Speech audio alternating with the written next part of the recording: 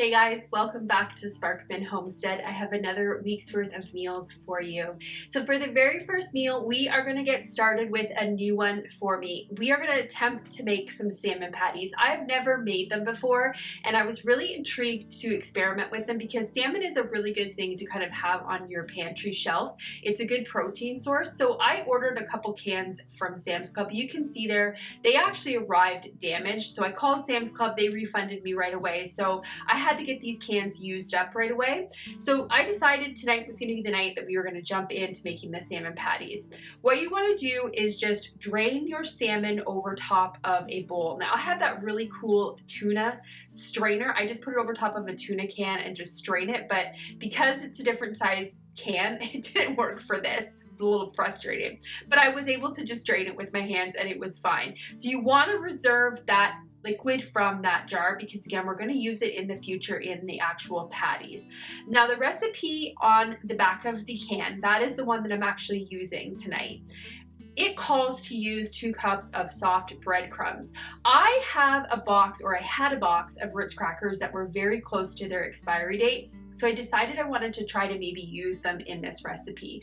I have seen on a lot of blogs, because I kind of like to look at recipes and just compare a whole bunch of recipes before I just jump into one. I don't want to waste my food and make a bad recipe. So I just do a whole big research comparison. And I had seen a whole bunch of people saying that they remember their mom making the salmon patties with saltine crackers and not breadcrumbs. So I thought that Ritz would be a really good substitute in here. I had some I had to get used, so I put them in. It was delicious. Like, it was a win using those crackers. So you're going to use 1/3 cup of finely minced onions. I just used a onion powder, and then I used just a little bit of garlic powder because I thought it would taste good in this recipe. You're going to add 2 eggs, 1/4 cup of milk, and then some dried parsley, 2 tablespoons of parsley, and then 1/4 teaspoon of both salt and dill weed, and then 2 tablespoons of that reserved liquid from the can. Now it also says to use 1 tablespoon of lemon juice. I either forgot to film it or I forgot to add it completely into this. I can't remember if I did or not. So I just set those aside just kind of so that the crackers could kind of absorb some of that liquid a little bit, and I was getting started on one of my sides. I am using canned potatoes here. This is my favorite easy to make side dish. This is almost 100% why I canned potatoes, because this is one of our favorite side meals. So it is just oven roasted potatoes. So when I can my potatoes, I can them in really big cubes. So when we like to have our roasted potatoes, I like to have them in smaller, like bite-sized pieces. So I just dump the jar out into a colander, rinse it really well. That is also the key to using canned potatoes, is making sure that you rinse off that extra starch that happens in the canning process.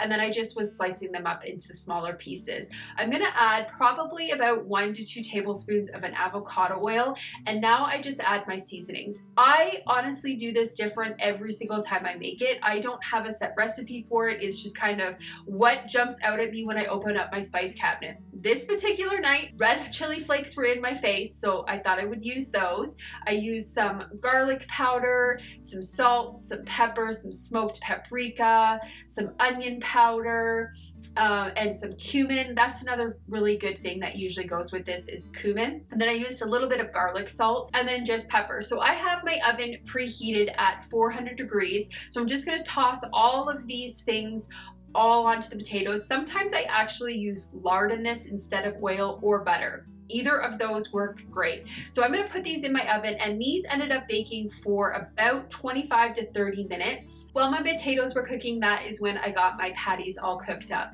You're going to take approximately 2 tablespoons of butter and just melt it in your skillet. You also want to add a little bit of avocado oil. I find that when I add avocado oil with the butter, it actually prevents the butter from burning. So I like to kind of add both of them at the same time. So with this particular recipe, you are going to get approximately 8 patties, 8 1-inch patties out of each batch that you make. You want to just cook them until they are brown on both sides. You don't need to overcook them because again, it is canned salmon, so you don't have to necessarily worry about burning them.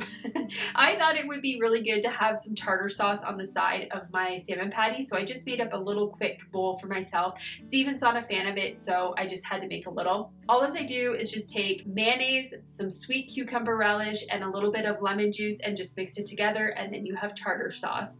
So yeah, I did end up getting 8 of these salmon patties from here, and this is just us plating up. It was a really, really good recipe. I definitely will be making this again, especially on a night when I have no time, and I am going to try to make it with the saltine crackers next time and see how it turns out. I added some sauerkraut to the side of mine, and it was a really, really delicious meal. For the next meal, we are going to make a creamy roasted butternut squash pasta with spinach and sausage. I had an amazing year this year growing butternut squash. I got so much of them. Like, I have huge baskets full of them. So any butternut squash recipe that I can find, I am going to experiment with it. I really, really love butternut squash. It is so delicious when it is roasted with a little bit of brown sugar and cinnamon and butter. It's amazing. This recipe looked great because it is a one-pot meal, and I love the convenience of just being able to kind of cook everything in one pot. So what I did was I was just taking my butternut squash here, and you can see it's a little bit of a struggle. I am just peeling the butternut squash because we are going to end up dicing this. So once I get it all peeled, we are going to take the butternut squash and cut it in half and make sure we get all of those seeds out of the butternut squash. And then we are going to cut it into 1-inch cubes. I also have my oven preheated. I guess it's not really a one-pot meal because I do have to pre-cook the butternut squash. So yeah, I guess that wasn't a win there. Anyways, my oven is preheated at 400 degrees, and what I'm doing with the butternut squash once it is all cut up is I'm just going to season it with a little bit of salt and pepper and oil of your choice. I use an avocado oil. We're going to put that in the oven and cook them until they are soft, or 30 minutes as the recipe recommends.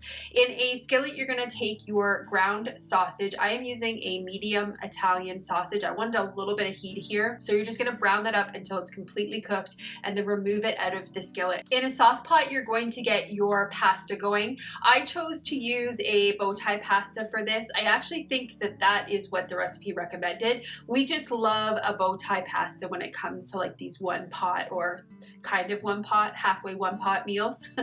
So in another skillet, I used a little bit of a bigger skillet. That cast iron wasn't quite big enough. I am browning up some garlic in some avocado oil. You can see there at the top of the screen that my pasta is now boiling over. That's how I tend to remember that I have pasta going, is once it starts to boil over. You can see it's getting very close to the top. So in that skillet with the garlic, I'm just going to add some kale. Now this recipe does call for spinach. I didn't have any spinach, but I did have some kale I had to get used up. So you're just going to cook that kale until it is wilted and the garlic is nice and fragrant. The measurement on the spinach was 6 ounces that it recommended. Then you're going to add 1 cup of heavy cream to this, and you are briefly going to bring it to a boil. Then you are going to add in some Parmesan cheese. It's 1/3 cup Parmesan cheese shredded. I just use that pre-grated stuff. You can use freshly shredded if you would like as well. And then you're also going to add a 1/4 teaspoon of salt to this. I actually ended up adding a little bit more cream to mine because I really like a creamy sauce, and I find that recipes don't give you enough liquid. And I knew as soon as I added the pasta to that, it would not coat the pasta the way that I like it. I love a lot of sauce. So you're gonna take that off of the heat. I have my heat actually turned extremely low here because I was still trying to thicken that cream up a little bit. It wasn't thickening up to my liking. You're gonna add your pasta and your cooked sausage back in. You're just gonna toss everything until it is completely coated, and then you're going to take your cooked butternut squash and you're gonna add it to this, and you're just gonna stir everything together. Now it does say that salt in this would be an optional option because depending on how salty your sausage is, you may not want to necessarily add more salt to it. So just use your discretion, give it a little taste test before you go and add that extra salt to it. We enjoyed this meal quite a bit, and it was another way to get some butternut squash used. So I'm just plating it up. I had made some fresh sourdough that day, so we had some on the side. We put a little bit of extra Parmesan on top of it, and it was perfect. For the next meal, we are going to make what is called a one skillet chicken and green bean. This was a really good recipe. I have a lot of green beans right now in my garden, like still producing baskets full of green beans every other day. So I'm wanting to find ways to get green beans used up because I've already canned up enough for the year. So this recipe calls to use them. I thought it was going to be great. So I took approximately half a pound, actually probably had under half a pound of green beans, put them in a microwave safe container with half a cup of water. Now the recipe suggested to microwave these for 8 to 10 minutes until they were cooked. I would not go that long. Mine ended up being extremely overcooked. I would just give it a check at about 5 minutes. While that was in the microwave cooking, I got a little bit of butter and oil in my skillet and I got my mushrooms all cut up. I was using a baby bell mushroom in this, and it does recommend to use about 10 ounces of mushrooms. It also does suggest to use 4 boneless, skinless chicken thighs, thinly sliced. It does say that chicken breasts would not work for this recipe because they tend to be too dry of a chicken to use in this, which I actually agree with in this particular situation. These chicken thighs worked perfect. So you just want to thinly slice them so that they cook a lot quicker, and you just want to kind of have them on a thin layer because you are just going to get them just cooked. You do not want to overcook them. So I am adding some lemon pepper seasoning to this. It says add salt and lemon pepper to taste. So I just did probably about a teaspoon of lemon pepper and maybe about half a teaspoon of salt to this. That's the other actually thing that the recipe did suggest. It said to season the chicken thighs when they were already in the pot. So once your chicken thighs are cooked and slightly brown, you are going to add garlic, which is, it suggests 4 cloves of minced garlic and 1 teaspoon of onion powder. Then you are going to add your pre-cooked beans and your mushrooms. You're going to cook that for 4 to 5 minutes, stirring regularly. It says to stir it until it is cooked to your liking. So pretty much what I was just looking for, because my green beans were already pre-cooked, they were actually already cooked to death. I was just looking for my mushrooms just to kind of get some of those moisture out and just to have them shrink a little bit. Once that was done, I added in some unsalted chicken broth. I added half a cup of unsalted chicken broth and half a cup of heavy cream. You can use half and half with this, mixed with 1 tablespoon of flour if you prefer to have like a lighter version of this. So this sauce was not thickening up for me. After I had stirred it for about 10 minutes, it still did not reduce down any and thicken. So what I decided to do was actually take a little bit of this hot liquid that I had in here and add it to a bowl with probably, I would say, about a teaspoon of arrowroot powder. And I just stirred the arrowroot and the sauce together and then added it to the skillet, and it thickened it up right away to how I would like it. I let it cook for a couple additional more minutes after I added in the arrowroot, just to kind of get it, again, just a little bit more thick. Then what you want to do is add in 2/3 cup of grated Parmesan cheese. I actually used a fresh grate in this and it worked great. It melted deliciously with this. And then once that Parmesan cheese is all melted, you're just going to take it off of the heat. I did reserve a little bit of that Parmesan to top this with. Now this particular night I wanted to have rice with it. I forgot to make it, but I remembered I had one of these really quick rices in the pantry. So that was ready in 90 seconds. So that's what we had together. It was an okay meal, but the recipe definitely, there was some things in it that needed to kind of get reworked a little bit. For the next meal, we are going to do a Crockpot meal, and we're going to do a Crockpot lasagna. I know I promised you guys 2 Crockpot meals a week, and this week I only got 1 made, so I'm sorry about that, but here is the Crockpot one for this particular video.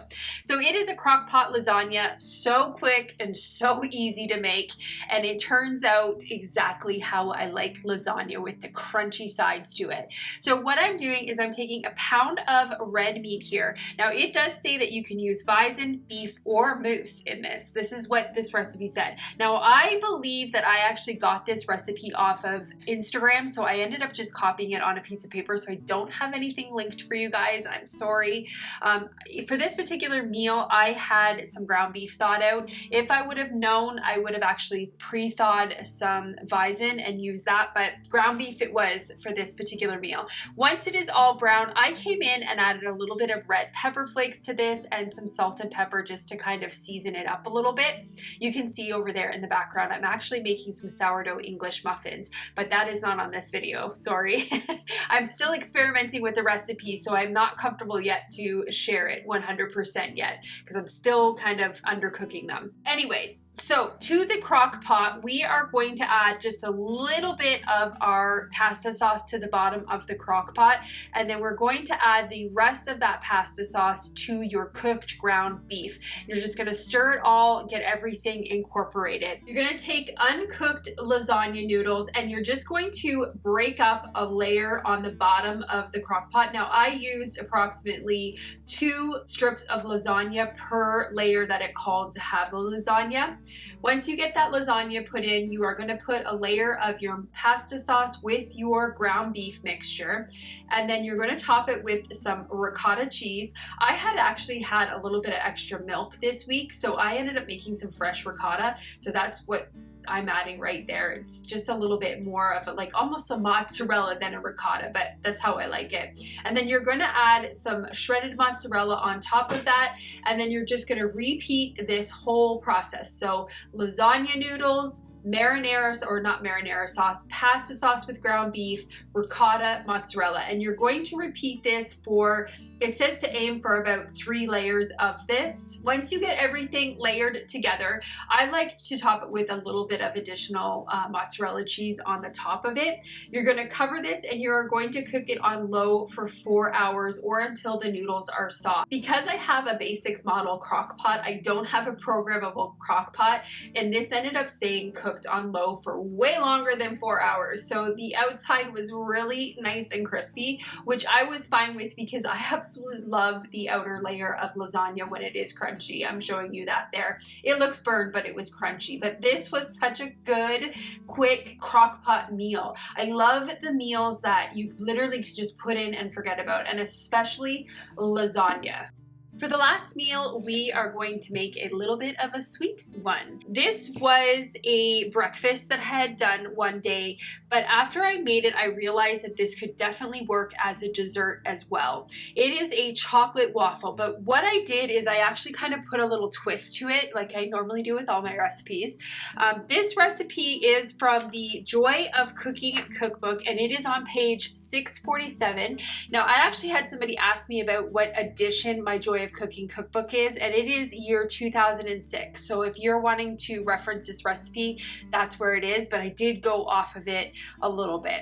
So we're going to make the chocolate waffles, but we are going to add a fall twist to it, and we're going to put some pumpkin in it. So what I was doing there was I was just taking 1.5 cups of sifted all-purpose flour. Now I actually ended up upping it to 2 cups because we were adding the pumpkin in, and then I added 1 1/3 cup of sugar. I just used a white granulated organic sugar, 1/2 cup of unsweetened cocoa powder, 2 teaspoons of baking powder, and 1/2 teaspoon of salt. Sifted that all together so that I could get the clumps out of the cocoa powder. You're going to take 2 large eggs in a medium bowl, and you're going to whisk them until the eggs are frothy. Then you are going to whisk in 1 cup of milk, 3/4 cup plus 2 tablespoons of an oil. I used an avocado oil in this, and then 1 teaspoon of vanilla extract. Then I kind of went away from the recipe a little bit, and then I added 1 cup of pumpkin puree. This is pumpkin that I actually ended up roasting in the oven and just pureeing, and then I let it drain for 24 hours so it was good and solid. If you don't have a pumpkin to do that with, then you can just use a pumpkin puree, not the pumpkin pie filling, the pumpkin puree, and you can add that in here. Once I got all of my wet ingredients together in this bowl, I whisked it all together, and then you are going to take your wet ingredients and whisk them into your dry ingredients. Once I got everything incorporated, I gave it a little bit of a taste test. I tasted it because I was curious to see what the blend of the chocolate and the pumpkin tasted like, and I realized it was missing something. So I actually came in and added probably about 1/2 teaspoon more salt because it was really lacking in salt. And then I also added a little bit of cinnamon. I think I ended up adding probably about 1/2 teaspoon of cinnamon to this, and then I just added a little bit more pumpkin. I really did not not get any pumpkin flavor out of these. It was really, really muted by the chocolate and the sugar in this. So next time I make it, I'm gonna figure out how to maybe do another twist. I might end up putting like a pumpkin seasoning in this, like, you know, the pumpkin pie seasoning. I might be able to kind of get the pumpkin taste more with that. Anyways, did that modification. I had my waffle iron preheated. I usually like to add about 1/3 cup of batter to the waffle iron, but as you can see here, this is a thick batter. It is almost like brownie batter. That's why I'm saying this recipe could definitely be subbed out for a dessert. And in fact, the actual recipe in the cookbook suggests to have this with vanilla ice cream. So I don't think this is necessarily supposed to be a breakfast, but why not have chocolate for breakfast? I like to coat my waffle iron with butter instead of a non-stick. I read in the actual manufacturer's directions for this waffle maker, it says do not use a cooking spray because it causes buildup on the waffle iron. So I just use butter and it cleans really, really easy. So this recipe ended up making, I think, about 6 huge waffles. They were so good, so dessert-like, really, really fluffy. It's a really, really good recipe, and this is definitely would be a good dessert. So I made a little bit of pork sausage on the side, and that was our breakfast for this particular day. So this is the last meal on this video. I hope you guys enjoyed it, and like I always say, I hope I gave you a little bit of meal inspiration for your upcoming weeks of meals. Thank you guys so much for watching. It really does mean a lot to me, and I hope you have a great day or night whenever you're watching this, and I will see you on the next video. Bye guys.